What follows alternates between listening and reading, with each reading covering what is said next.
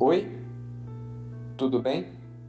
Começamos agora o Conversando Evangelho, o estudo semanal do Evangelho segundo o Espiritismo, tradução Guilhom Ribeiro. O estudo de hoje é o número 47, capítulo 16. Não se pode servir a Deus e a Mamon, itens 1 a 3, 7 e 14 até 15. Salvação dos ricos. Preservar-se da avareza e desprendimento dos bens terrenos. Em nome da Casa Virtual Luz Espírita Caville, agradecemos a presença da Michele, da Maria Rita, do Ney e do Josimar. Convidamos nosso amigo Ney para fazer a nossa prece inicial. Querido Mestre Jesus, mais uma vez estamos aqui reunidos em Teu nome, rogando a Deus Pai Todo-Poderoso e aproveitando para solicitarmos a Sua permissão para iniciarmos os nossos trabalhos. Ampara-nos. Também rogamos enviar-nos os bons espíritos para nos assistir e afastar aqueles que possam induzir-nos ao erro. Afastai também os espíritos malfazejos que poderiam tentar lançar desunião entre nós. Tu que nos ensinaste, onde uma ou mais pessoas estiver reunida em meu nome, lá estarei. Isso é muito profundo, essas palavras do Cristo. Saber que Jesus se encontra ao nosso lado é um presente maravilhoso para cada um de nós, encarnados ou desencarnados. Presente no Conversando o Evangelho dessa noite. Obrigado, Jesus, pela bendita oportunidade de estarmos aqui em Teu santo nome. Estimados irmãos, a união fraterna que nós temos em nossas atividades. Rogamos que façamos desse Conversando o Evangelho mais um ato de amor, que por amor, e que esse amor seja o mais sublime expressão de Deus. Que assim seja. Que assim seja. Bem, nosso estudo a gente vai falar um pouco sobre a parte material, né? E aí, nós podemos começar com uma pergunta que é assim: quais são os nossos direitos e deveres em relação à propriedade privada? Nossos direitos e deveres são bem diferentes daquilo que a gente imagina, porque tudo que nós temos não é nosso, nos é emprestado. É aquela frase antiga: caixão não tem gaveta. Então, tudo que a gente acumular na Terra, a gente não vai levar para o plano espiritual. Então, precisamos entender que tudo que nos é dado aqui na Terra, nos é dado por algum propósito, seja a riqueza, seja o excesso ou seja a falta. Muitas vezes a riqueza, ela é uma prova, ela não é uma bênção. Muitas vezes o indivíduo ele vem com muita fartura financeira como prova de orgulho, de avareza, e a gente torce sempre para que todos saiam bem-sucedidos, né, dessa prova, mas muitas vezes não é o que acontece. Eu vou pedir permissão para citar o exemplo de um filme que eu assisti no final de semana, é até um filme antigo, Sangue Negro. É a história da exploração do petróleo nos Estados Unidos. E o ator principal, que atua brilhantemente, ele interpreta um homem que era pobre e que, com a exploração dos poços de petróleo, ele vai enriquecendo e ele enlouquece. No final do filme, ele está realmente enlouquecido e ele comete crime, ele não se preocupa mais com o filho. E é muitas vezes o que acontece na vida real. Muitas vezes nós recebemos bens materiais para que possamos educar e ensinar nossos filhos na senda do bem, e nós, pais, nos perdemos nesse meio do caminho aí. Então, o nosso dever é entender que tudo que nos é dado não é nosso, que a gente não vai levar e que a gente precisa fazer bom uso de tudo que vem a nós. E não esquecer que a gente precisa praticar a caridade e dividir. Porque muitas vezes a gente reclama, vê famílias reclamando, nossa, os filhos estão brigando por causa dos bens. Mas por que eles estão brigando por causa dos bens? Será que eles não tiveram não faltou, de repente, uma educação financeira aí para esses filhos não brigarem por causa dos bens? Então é um ponto para a gente refletir e passar para os nossos filhos, para os nossos entes queridos, alguma lição a respeito disso. O dinheiro, ele não é um fim, ele é um meio. E fazer disso aprendizado e crescimento. Quando nós falamos desse direito, é um direito muito abrangente. O respeito à propriedade alheia não se resume apenas em se apropriar de bens materiais do próximo, mas também em preservar tudo aquilo que não nos pertence. Raciocinemos, por exemplo, pisar em um gramado público, não estragar as flores dos jardins, não danificar os móveis ou materiais escolares que nossos filhos frequentam, não rabiscar as paredes, muros, encolerizar os animais, destruir plantas, danificar coletivos que são úteis para a gente e para a coletividade, né? Tudo isso é respeito à propriedade alheia. Então é um assunto muito abrangente, porque nós aqui só somos fiéis depositários. Porque, por exemplo, a gente toma um notebook emprestado de uma pessoa. O nosso dever é devolvê-la ou devolvê-lo sem estragar. Certo? Porque essas são as recomendações do exercício, que nós temos lá na pergunta 882 do Livro dos Espíritos, está lá: o direito de viver dá ao homem o de acumular bens por meio de um trabalho honesto e não egoísta.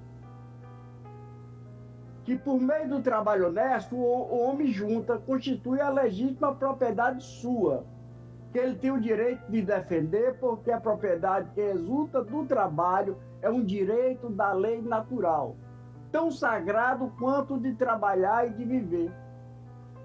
Então, que nós analisemos isso, certo? E que sirva para valorizar o nosso tempo, o tempo do semelhante, evitar as preocupações desnecessárias, evitar sempre seguir um caminho, não ir por atalhos, porque tudo isso vai o quê? Alimentar o nosso espírito.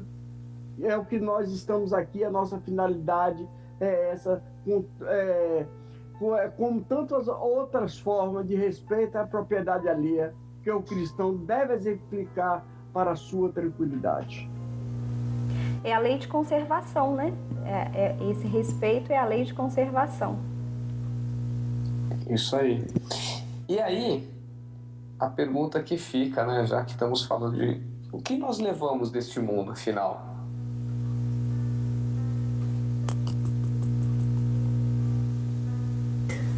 Conforme a Michele falou, né? Caixão não tem gaveta, nem tampouco ele é acompanhado por caminhão de mudança, né? Realmente, da forma que entramos no mundo, sem nada, também vamos deixar este mundo. Porque, na realidade, nós estamos encarnados para passar por experiências, para enriquecer o nosso espírito, não de bens materiais, mas de bens espirituais, de dons espirituais, para desenvolver o amor, a caridade, a justiça, a verdade, o bem, o belo, porque é isso que nós vamos levar para o mundo espiritual quando desencarnarmos. Não vamos levar nada daquilo que possuímos aqui, nem tampouco o nosso corpo vamos levar. Isso que nós pensamos que somos nós não vamos levar. Imagine qualquer outro bem material. Eu, às vezes, durante a noite, eu me vejo fora do corpo, andando pela casa, né? E eu percebo isso. No início, eu não percebia que estava fora do corpo. E como eu não gosto de andar no escuro, eu tentava acender a luz, as luzes da casa, e eu não conseguia. Assim, meu Deus, todas as luzes queimadas, como é que as luzes queimaram? Aí eu comecei a perceber que eu estava fora do corpo, ou seja, eu não conseguia acender a luz porque o meu dedo do perispírito não conseguia, né, acender o switch da luz. Então, se esse corpo que eu penso que sou eu não vou levar, o que eu vou levar mais? A não ser os bens e os dons espirituais. Então, é isso que nós estamos aqui para desenvolver. Muitas vezes, a gente precisa encarnar para enriquecer o espírito daquilo que nós precisamos levar para a vida eterna. Ou seja, os dons do espírito, os dons de amor, de caridade, de prosperidade, de beleza, de saúde. Isso realmente nós vamos levar, mas o que nós encontramos aqui de matéria que vai dar o suporte para vivermos aqui enquanto encarnado, nada disso vamos levar. Então, o importante é que a gente comece a se desapegar desses objetos, desses bens materiais, para quando chegar lá no outro lado, no mundo espiritual, a gente não ficar querendo, né, segurar, porque tem espírito que a gente sabe que desencarna e que está tão preso à vida material, aos seus bens materiais, que sofre quando vê esses bens materiais sendo usados por outras pessoas. Então, vamos cultivar bens que vamos levar. Excelente, Rita. E por que toda avareza, centralização, doentia e preparando metas de sofrimento? Pois é. É uma boa reflexão que nós podemos fazer. Essa passagem no Evangelho de Lucas, ela nos alerta para a necessidade de nos preservar e de nos acautelar em relação à avareza, que é o apego extremo ao dinheiro e posses materiais, passando a ser seu acúmulo a principal preocupação da pessoa, além da ausência de generosidade e extrema mesquinhez e egoísmo. Emmanuel, no livro Caminho, Verdade e Vida, no capítulo 165, intitulado Bens Externos, a vida de um homem não consiste na abundância das coisas que possua, na riqueza numérica das coisas e graça a aquisições nominais, títulos exteriores, mas sim no que fazemos do patrimônio provisório que está em nossas mãos, que o bom ou o mau uso que fazemos refletirá em nossa paz, felicidade. E assim, não procuremos amontoar levianamente o que detemos por empréstimo, como eu já havia falado, né? Já no livro Vinha de Luz, capítulo 52, intitulado Avareza, ele também nos alerta para que fujamos da retenção de qualquer possibilidade, sem o espírito de serviço.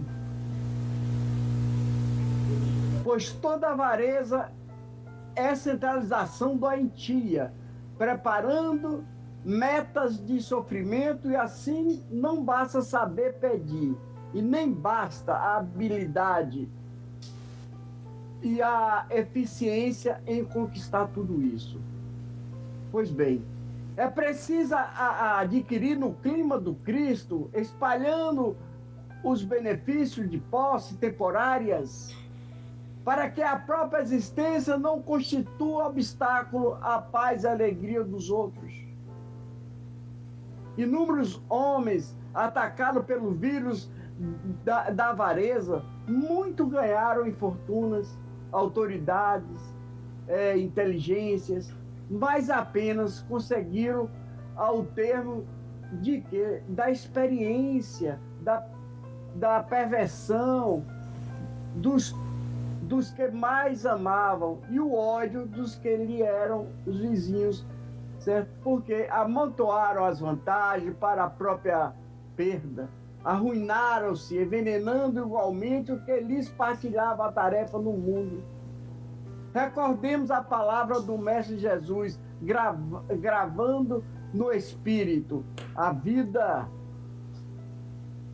do homem não consiste na abundância daquilo que possui, mas na abundância dos benefícios que espalhem e que semeia, atendendo os desígnios do Supremo Senhor.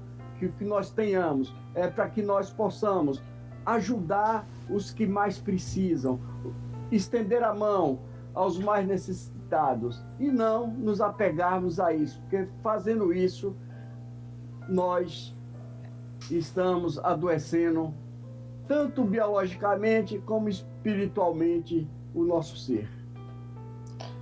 E aí a gente vem com uma outra pergunta: por que não devemos ter inveja dos bens materiais dos outros?